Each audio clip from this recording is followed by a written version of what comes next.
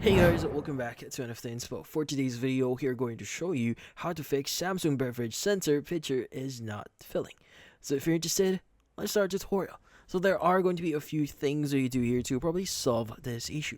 So first thing you can do is to basically drain the excess water. So you want to open up your fridge here and locate the drain plug at the bottom. So usually it's going to be at this section here.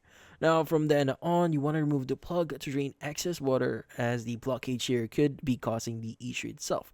Now, once the water is drained or has been drained, you want to close the plug. If it doesn't fix this one, you need to basically do other things. So, in this case, the next thing you do here is you want to adjust the picture position.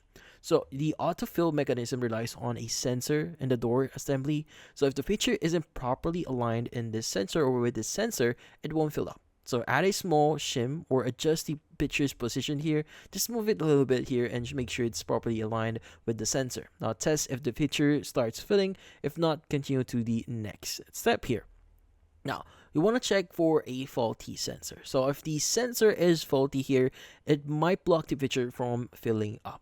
So in this case, you want to look at any sensors you usually have here. But if you're not familiar with this one, I would really suggest you to contact Samsung for this one. So usually they have a call or a support page that you can refer to call a technician and specifically check for this one. So especially if your freezer or your gadget or your appliance here is still within warranty, you can have this fixed for free.